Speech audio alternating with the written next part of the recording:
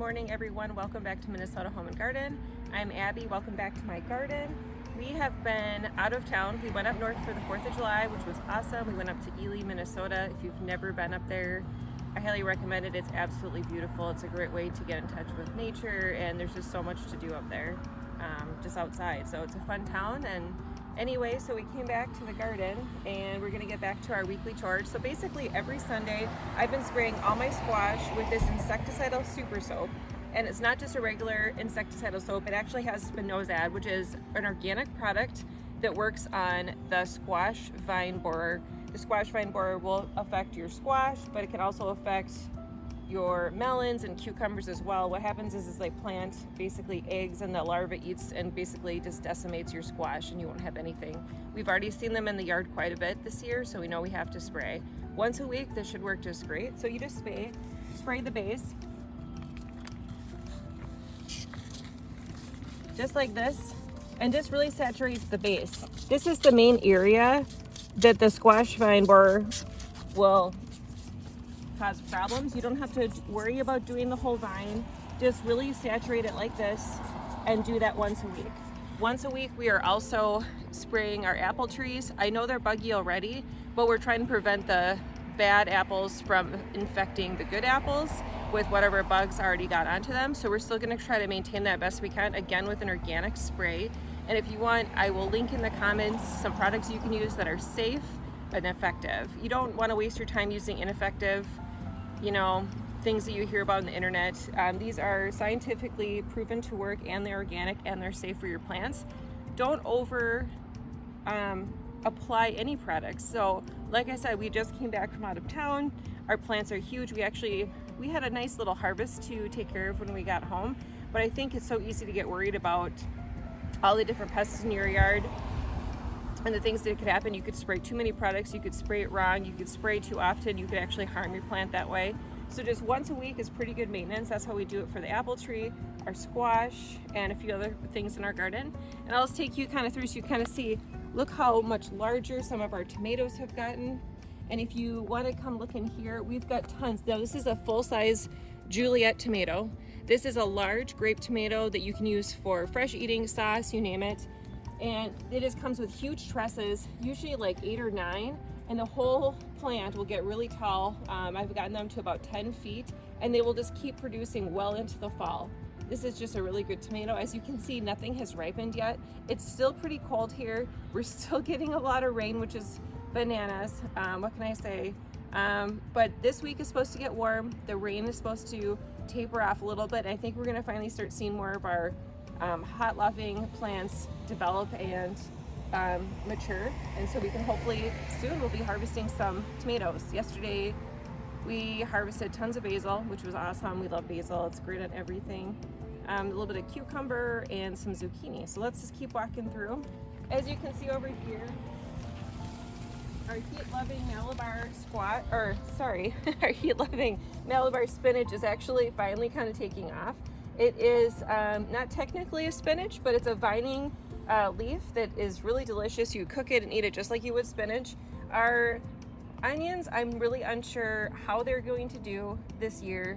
They have been just plummeted with water. As you can kind of see down here, if you want to come in, they are all pretty much look like this. They're kind of laying flat. They're still very green. So I'm just kind of curious how big they're gonna get. Another thing that we need to harvest, and we're gonna harvest today just a little bit early, is our garlic. Usually we'd wait until mid to end July just to get those really big bulbs. But because of the rain, we have so much mold issues, we're gonna actually harvest it early. And I'll bring you on back and we'll show you how to do that. Okay, so we're back by our garlic bed. We've got 2 beds full of garlic. And as you can see, not only are they extremely kind of yellowing, all of the leaves here, but if you look down here, they're kind of getting spotted like mold. And we've kind of just been watching it closely because we know that we've had way too much rain this year. So I think what we decided was we'd rather have slightly smaller garlic this year than rotted, not able to use at all. So it's not exactly like an onion. You actually want to kind of dig these out.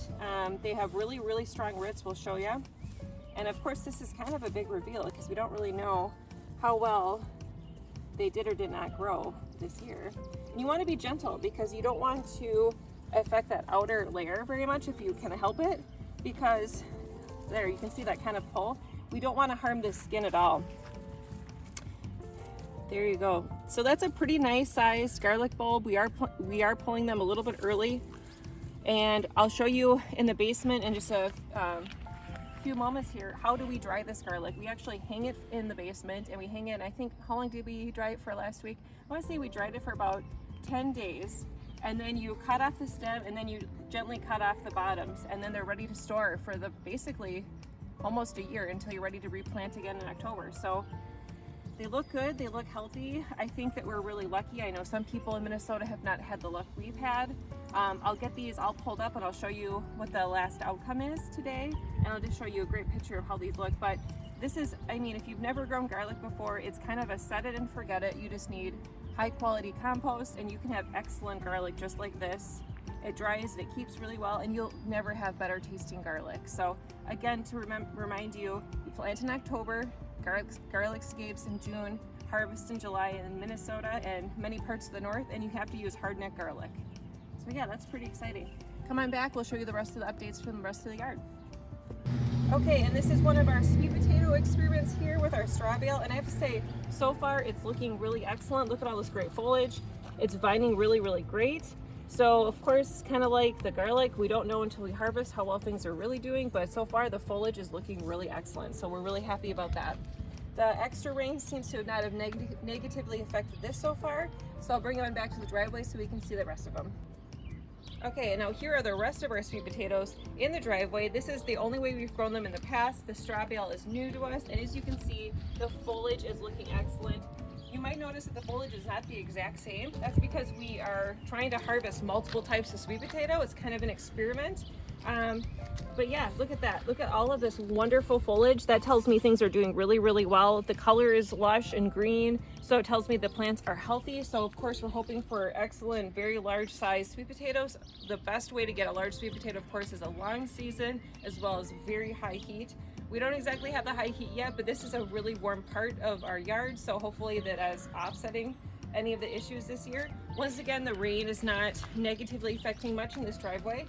As you can see, our pepper plants are doing excellent here. The foliage looks great. We early on, when we saw a little bit of blight on these peppers, we sprayed them with a copper fungicide. Once again, no more than once a week. That's plenty of spraying. We got rid of most of the bad looking leaves as well, and look at all these beautiful peppers.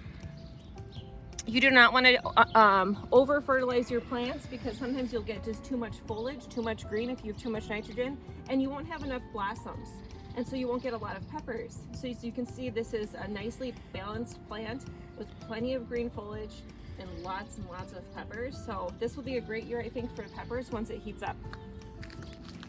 So here is our raspberry plants, and this is so shocking to us. When we got home this year, I could not believe from our trip that there were still raspberries to pick. We picked a huge bowl of raspberries, and as you can see, there's still lots of fruit here to ripen, and I think this, despite a lot of moldy raspberries and raspberries kind of just getting too waterlogged, this still will probably be one of our best years for raspberries, and I honestly can't believe it.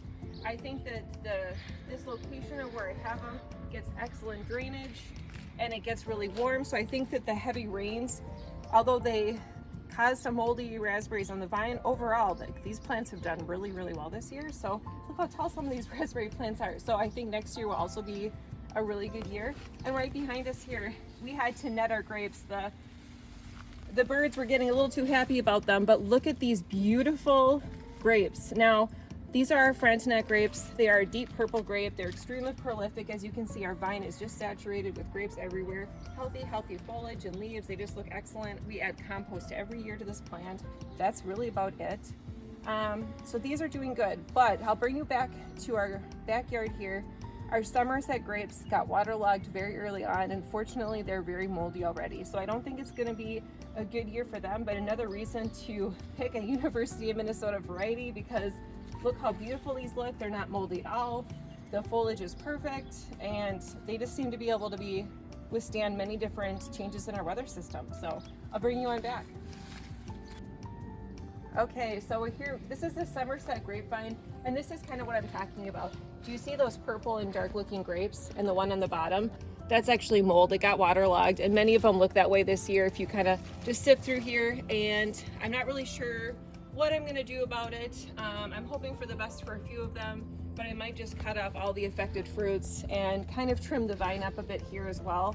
As you can see, since we got back, all of our giant oriental lilies have started to bloom, and they smell amazing. Of course, because they're so large and so heavy, many people have to stake these. I try to kind of pick them as soon as possible and just share bouquets with friends and just try to enjoy them myself. But if you want to keep them in your garden, you get these really, really tall ones. Look at these, they're probably over 5 feet tall. They smell amazing, they look amazing, and I would stake them for support. Our phlox just started to bloom. We have kind of like a pink and magenta phlox here. They are insanely tall this year. As you can see, everything got huge and very overcrowded. Even though I thinned out in the spring, it just wasn't enough for all this rain. But these look amazing, and we get a lot of really good pollinator visitors because of these. And I've got some new grapevines actually in back here that I'll have to thin out these phlox sooner rather than later to kind of help those grow and get bigger. We have a seedless Concord variety and a seedless green variety to try out. Over here you can see the corn is doing really, really well. Just slightly yellow, which is a little bit concerning, but I think it's related to the heavy rain. But for the most part, look at the height and the stature of the plants. They look excellent. This is the Burpees bicolor triple crowned sweet corn, and it's looking really good. This is our first year growing it. And in back, I've got some winter beans, some cucumbers, and some honey nut squash. And for the most part, considering the rain, there is a little bit of rust. These look really, really excellent, and they're already producing really, really well. If you want to come in here, if you've never done a Japanese cucumber, they are kind of long, skinny, narrow. This one's not quite ready to pick, but they're really delicious. They're really crunchy. We've got some beans here. Look at our celery this year. I don't know if you remember from last week, but this has actually grown tremendously. It's looking very lush, very green. And back here, we've got some excellent peppers, and they are looking exceptional. So whenever you see a leaf like this, just pluck it off and then spray with a little bit of your fungicide spray just to kind of protect the plant from that issue spreading. But look at our giant Swiss chard in back here. You know, you go out of town for just a couple days, and I tell you what, things just multiply really quickly here. Look how beautiful and lush this is. So, you know, I know the rain for a lot of you is a huge problem this year. Don't overreact. Spray with some fungicide. Use your insecticidal soap with spinosad for the squash vine borers. Do it once a week. Don't over apply. Only apply when necessary. There's not much you can do about the extra rain, but as you can see, the raised garden beds for the most part are doing a lot better than in-ground. And I'll just do a quick tour of our in-ground beds so you can kind of see it, but there's not much you can do. You just got to make the most of what you can. And you know, even if you have a lot of blight on your tomatoes, it will not affect your fruit. There's no reason to throw away the whole entire plant. Just remember for next year to space your plants, you know, accordingly, and to be on top of any type of rust or blight very early, because that's just the best way to get it to not spread. Come on over. As you can see, our potatoes are still doing really excellent. They're starting to wind down a bit in yellow, and it's honestly probably because they just have gotten so much rain. There's a little bit of blight. I'm just gonna let them go the way they are. I'm not gonna mess with it, and come August, we will harvest all of these, and we'll do a great video for you on that. So here's our in-ground garden bed. As you can see, the peppers are a little bit less lush here. They're still doing quite excellent. I'm still happy with them, but just too much rain will take away from nutrients. So I just did a small amount of well-balanced fertilizer that's organic right before we left. Also, the corn is looking quite excellent. As you can see, there's a tassel that started to come up. That is so fun. I'm still hoping that we can have sweet corn to enjoy by the end of July. Our pumpkin vines have gone crazy. They look great. This one got a little bit yellow on us, and we're not really sure why, but the rest of them look quite excellent. So that's pretty great. And if you come over here, you can see a pretty tremendous difference with our urban pollinator garden here in our tea garden. Our chamomile, we harvested a huge amount just last week.